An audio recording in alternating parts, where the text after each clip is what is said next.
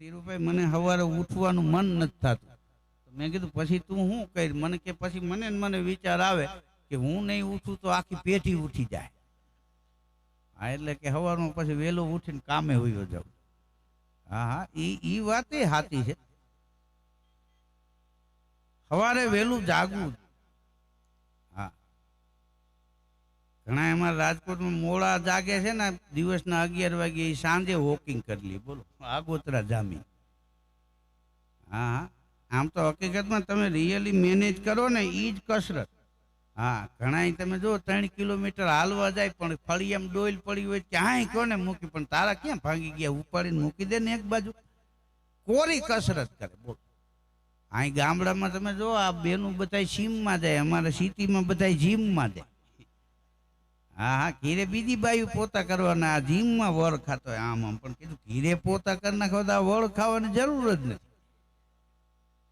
હા, અમારા રાજકોટમાં એક ભાઈ બીજાને પૂછ્યું, તમે વોકિંગ કરો છો, સવારે હાલો છો? હા, કેટલું હાલો? કે કાલ કે 7 કિલોમીટર દોડી ગયો.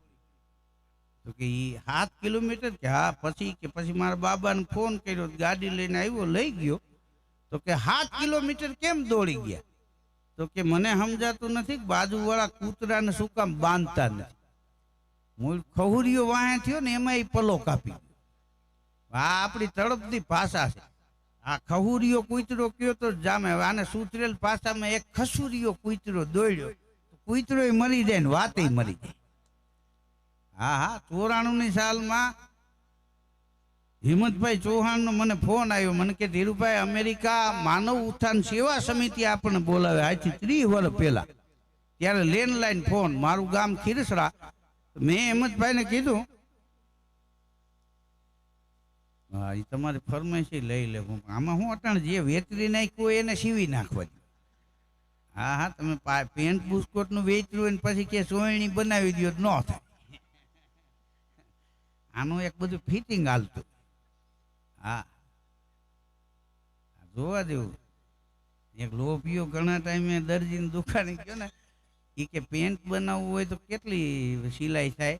તો કે એના થાય 150 રૂપિયા. તો કે લેંઘો બનાવી તો એ કે એના 50 રૂપિયા થાય. તો કે સડી બનાવી તો એ કે એના 30 રૂપિયા. તો કે સડી બનાવી નાખો. કમરનું માપ લીધું, પછી કે લંબાઈ કેટલી રાખવું? તો કે ઘૂંટી સુધી જવા દો. હા હા, લંબાણ કીધું. હિંમતભાઈ ચૌહાણનો મને ફોન આવ્યો. મને કે ધીરુભાઈ, માનવ ઉત્થાન સેવા સમિતિ આપણને અમેરિકા બોલાવે. મેં કીધું ભાઈ તમે જઈ આવો, મારે નથી આવું. મને કે કેમ? મેં કીધું હું 4 ગુજરાતી ભણેલો માણસ, મને વિઝા લેવામાં ખબર ન પડે, ફોર્મ ભરવામાં ખબર ન પડે. મને કે અમે ભેગા છે ને, એમાં કઈ ચિંતા કરવાની હોય, આવો. હું એગ્રી થઈ ગયો. હા, અમે મુંબઈ વિઝા લેવા ગયા. તો આપણે વિદેશ ન ગયા હોય એટલે એમ લાગે કોઈ નથી જાતું, પણ તમે એરપોર્ટ ઉપર જાઓ ને તો એસટી ડેપોમાં ટ્રાફિક નથી ને એટલો એરપોર્ટ ઉપર ટ્રાફિક છે. દરિયામાં કેળી નથી એનો અર્થ એવો નથી કે એની સફર કોઈ ખેડી નથી. 7 વાગ્યામાં મુંબઈ અમે ફોર્મ ભરી અને વિઝા લેવા, વિદેશ અમેરિકાની વિઝા લેવા માટે લાઈનમાં ઉભા રહ્યા. 11:15 વાગે વારો આવ્યો. પેલું નામ હિંમતભાઈ ચૌહાણનું બોલ્યા, ગયા વિઝા મળી ગઈ. બીજું નામ ભરતપુરી ગોસ્વામી તબલાવાદક વેરાવળ સોમનાથના, એનું નામ બોલ્યા, ગયા વિઝા મળી ગઈ. ત્રીજું નામ વજુભાઈ પરમાર મંજીરાના માણીગર, એનું નામ બોલ્યા, ગયા વિઝા મળી ગઈ. હવે મારી બીક હતી, મારો વારો છેલ્લે આવ્યો. બોલો, તમે જો બસમાં આપણી પાસે ટિકિટ ન હોય ને ત્યારે ચેકિંગ આવે, ટિકિટ હોય તો ન આવે. હા, મારું નામ છેલ્લે બોલ્યા, મિસ્ટર ધીરુભાઈ. હું ગયો, એ અંગ્રેજ અધિકારી ઇંગ્લિશમાં બોલે, હું આપણી તળપદી કાઠિયાવાડી ભાષામાં બોલું. કીધું સાહેબ અમેરિકા જાઉં. 5 મિનિટ બોલ્યા અમે, એકાબીજા સમજ્યા નહીં. હા, બધું સમજાય સારું નહીં. આ તો કૂતરાને તમે ધોકો મારો, સમજતા નથી એટલે તમને એમ લાગે કામ કરી નાખી ગયું. બાકી સમજતા હોય તો પેલા એ કૂતરાને મારી નાખવું પડે. એ 7 પેઢીની હબોળતું હોય. આપણે સમજતા નથી. હા, એટલે એમ થાય કામ કરી નાખવું. 5 મિનિટ અમે હામાં બોલ્યા, એ મારું ન સમજાવ, હું એનું ન સમજાવ. અમારા રાજકોટ વાળા ઘણા કર્ણાટકથી પરણી આવ્યા છે. એ સાસુ બહુ હજી બાયતા નથી. બોલો, કારણ કે હોવ એની ભાષામાં ધબધબાટી કરી લઈએ, હા હું એની ભાષા. એકા બીજા સમજે તો લપ થાય ને, પછી ભેગા બપોરે જમીને સમાધાન કરી નાખે. આ બધું સમજવું એ જરૂરી નથી. પછી એક ત્રીજા માણસને એને વિઝા ઓફિસની બારીએ બોલાવ્યો. એટલે ગમે એમ તો હું કલાકાર, મને એમ થયું કે આ દ્વિભાષી છે. હું ગુજરાતી બોલું એનું ઇંગ્લિશ કરીને સાહેબને કહે, સાહેબ ઇંગ્લિશ બોલે એનું ગુજરાતી કરીને મને સંભળાવશે. છતાં મને એમ થયું કે આ હાવ તડપતી આપણી કાઠિયાવાડી ભાષા કદાચ આને અઘરી પડે. મેં કીધું હિન્દી બોલું તો કાંઈક ઈજી પડે. તેથી મેં વળી હિન્દી બોલવાનો પ્રયત્ન કર્યો. દ્વિભાષી આવ્યો ને તો હું હિન્દીમાં બોલ્યો, અમેરિકા જાને કા હૈ. તો આને માથે હૈ મારી દીધો. એને વળી સાહેબને ઇંગ્લિશમાં કીધું. સાહેબે ઓલાને કીધું, ઓલે મને હિન્દીમાં કીધું. સાહેબ બોલતે હૈ અમેરિકા જાને કા મકસદ ક્યા હૈ. મને એમ થયું પ્રોગ્રામનું કહીશ તો કદાચ વિઝા ન આપે, તો હું ખોટું બોલ્યો, એક પ્રસંગ મેં જાને કા હૈ. એને સાહેબને કીધું. સાહેબે પાછું ઓલાને કીધું. ઓલે મને કીધું, સાહેબ બોલતે ક્યા પ્રસંગ હૈ. અરે મેં કીધું ઉસકો બોલ દો ખોરા ભરત હૈ. અને સાહેબ મુંજાણા, યા ખોરા ભરત, ખોरा भरत कैसे होता? अरे मैं कहता उसको बोल दो उसमें रांदल माँ का लोटा तेड़ना पड़ता है और घोड़ा खूंदना पड़ता है. એને એમ થયું ઘોડો ખૂંદવો વાળો ભારતમાં આવડો આ એક જ છે. અને આને વિઝા નહીં આપીને તો અમેરિકામાં ગુજરાતીનો પ્રસંગ બગડશે. હા, મારા પાસપોર્ટમાં પેલો જ સિક્કો અમેરિકાનો લાગ્યો. અઘરામાં અઘરી વિઝા અમેરિકાની. એનો સિક્કો આજથી 30 વર્ષ પહેલા મારા પાસપોર્ટમાં લાગ્યો અને અમેરિકા ગયા. અમે કેટલા સિટીમાં અમેરિકામાં પ્રોગ્રામ આપ્યા. Los Angeles, New Jersey, New York, Chicago, Cincinnati, Orlando, Florida, San Francisco, Washington, Boston, એર્લાન્ટો, કેલિફોર્નિયા, ડલાસ, કનેક્ટિકટ, વિન્સર, આટલા સિટીમાં અમે અમેરિકા પ્રોગ્રામ આપ્યા. પછી બીજી વાર હું અમેરિકા ગયો. હા, તે પછી તો હું કેટલા દેશ ફરી આવ્યો. પણ પછી વિઝા લેવા જવું નથી પડતું. મારે વિદેશ જવાનું હોય ને એજન્ટને પાસપોર્ટ આપું મારો. ये वीजा ऑफिसे है ना साहब पासपोर्ट जो है हम या खोरा भरत वाले उसको दे दो, उसको दे दो.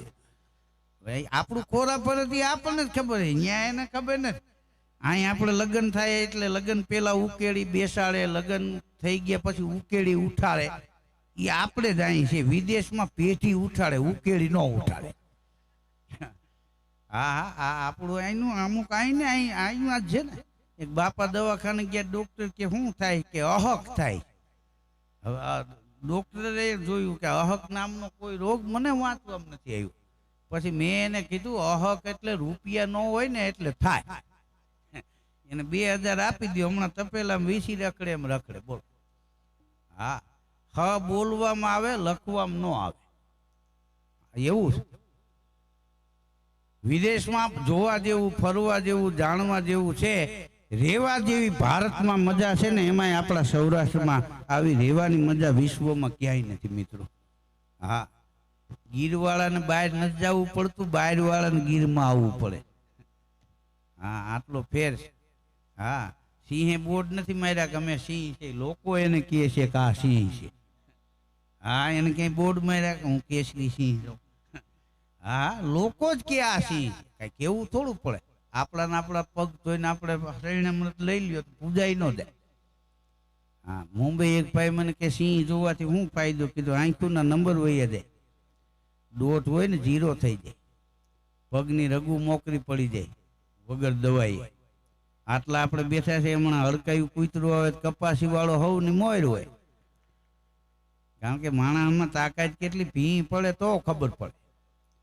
અમારા રાજકોટમાં એક ભાઈનું માથું બહુ દુખતું હતું ને, એના દીકરાને કે બેટા બાજુવાળા બાબુ કાકા ત્યાંથી બામ લેતો હોય ને થોડુંક ચોપડી દઉં. તે છોકરો ગયો પાછો આવ્યો. ઈ કે બાબુ કાકા કે બામ ખલાસ થઈ ગયું.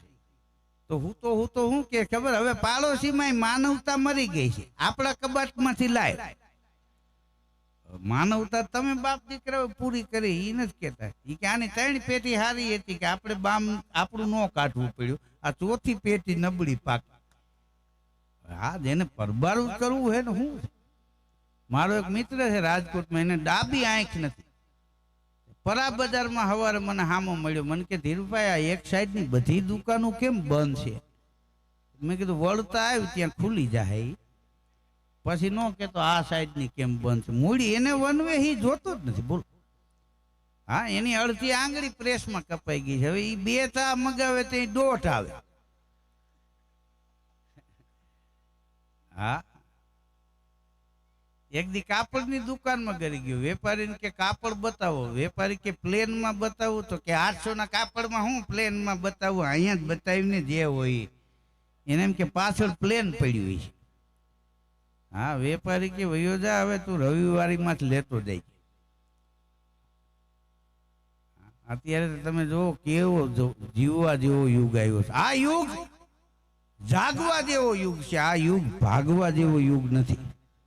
હા, આ યુગ માણવા જેવો યુગ છે. આ યુગ જાણવા જેવો યુગ છે. રેતા આવડે તો હાથે કરીને માણસ હેરાન થાય એ આખી અલગ વાત છે. બાકી આ જમાનો હારો. એક સમયમાં હાહુથી વહુ બીતા ને એટલે હાહુ અત્યારે વહુથી બીવે. બોલ, હા, હવે તો છોકરા વાળા છોકરી જોવા જાય, છોકરી વાળા કે અમારી દીકરી કામ નહીં કરે. કીધું હાથે ખાઈ તો લે હે ને, નકર ચીપિયા બનાવી, બીજું તો શું કરું. હા, હા, અત્યારે હાઈફાઈ યુગમાં તમે જો આમાં 45 વર્ષથી 70 વર્ષના બેનું બેઠા, એને એક તકલીફ છે. શું તકલીફ છે? તો એને ઈ તકલીફ છે કે ઈ વહુ બનીને આવ્યા ત્યારે હાહુએ ન હાલવા દીધું. હવે ઈ સાસુ બન્યા તો વહુએ ન હાલવા દીધું. એક ટમ ઉપરથી ગઈ. હા, હા, એક છોકરો છોકરી જોવા ગયો ને, એમાં છોકરી ચા આપીને પાછી રહોડામાં ગઈ ને, તે છોકરીની માએ કીધું કે એને ના પાડી દીધી બાઠિયાને. કેમ? ઈ કે ઈ મને જોવા આવ્યો. બોલો, કેટલા વર્ષ રેખડ્યો હોય છે.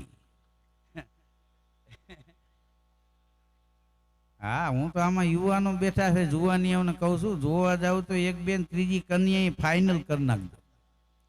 હા, હા, જોવામાં 48 વર્ષ થાય ને પછી ગ્રીન મેરેજ થાય, લગ્ન ન થાય. ગ્રીન મેરેજ એટલે આ લીલ પરણ્યા ઈ. હા, આ અમેરિકા વાળા આવ્યા હતા ને, મને કે ધીરુભાઈ અમારે તમારો પ્રોગ્રામ રાખો. કીધું પ્રસંગ શું છે? કે ગ્રીન મેરેજ છે.